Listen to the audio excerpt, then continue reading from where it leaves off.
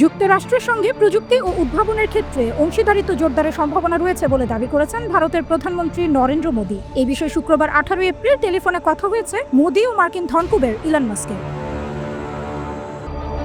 ভারতের সংবাদ মাধ্যম এনডিটিভির প্রতিবেদনে বলা হয়, প্রযুক্তি এবং উদ্ভাবন ক্ষেত্রে ভারত এবং যুক্তরাষ্ট্রের মধ্যে সহযোগিতার সম্ভাবনা নিয়ে আলোচনা হয়েছে দুজনের। মাস্কের সঙ্গে ফোন আলাপের বিষয়টি সামাজিক যোগাযোগ মাধ্যম এক্স হ্যান্ডেলে নিজেই জানান ভারতের প্রধানমন্ত্রী। তিনি লিখেন, বিভিন্ন বিষয় নিয়ে আলোচনা হয়েছে ইলন মাস্কের সঙ্গে। চলতি বছরের শুরুতে ওয়াশিংটন ডিসিতে আমাদের মধ্যে যে আলোচনা হয়েছিল সেই বিষয়গুলো উঠে এসেছে। আমরা প্রযুক্তি এবং উদ্ভাবনের ক্ষেত্রে সহযোগিতার সম্ভাবনা নিয়ে আলোচনা করেছি। এসব ক্ষেত্রে যুক্তরাষ্ট্রের সঙ্গে আমাদের অংশীদারিকে আরও এগিয়ে নিয়ে যাওয়ার বিষয়ে আমরা প্রতিশ্রুতিবদ্ধ। বর্তমান পরিস্থিতি বিবেচনায় এই আলোচনা বিশেষভাবে গুরুত্বপূর্ণ বলে মনে করছেন বিশ্লেষকরা। কারণ একদিকে ভারতের সঙ্গে যুক্তরাষ্ট্রের দ্বিপাক্ষিক বাণিজ্য চুক্তির কাজ এগোচ্ছে, অন্যদিকে ট্রাম্প সরকারের সম্ভাব্য শুল্ক বাড়ানোর হুমকি ভারতের রফতানির ওপর চাপ তৈরি করেছে। এ অবস্থায় প্রযুক্তি খাতকে কৌশলগত খুঁটি হিসেবে কাজে লাগাতে চাচ্ছেন দিল্লি, এমনই মনে করছেন অনেকে। এদিকে মাস্ক নিজেও এখন ভারতের বাজারে ঢোকার প্রস্তুতি নিচ্ছেন। স্যাটেলাইট ইন্টারনেট পরিষেবা দিতে স্টারলিংক এর মধ্যেই ভারতের দুটি বড় টেলিকম কোম্পানির সঙ্গে চুক্তি করেছে, শুধুমাত্র সরকারের সবুজ সংকেতের অপেক্ষা।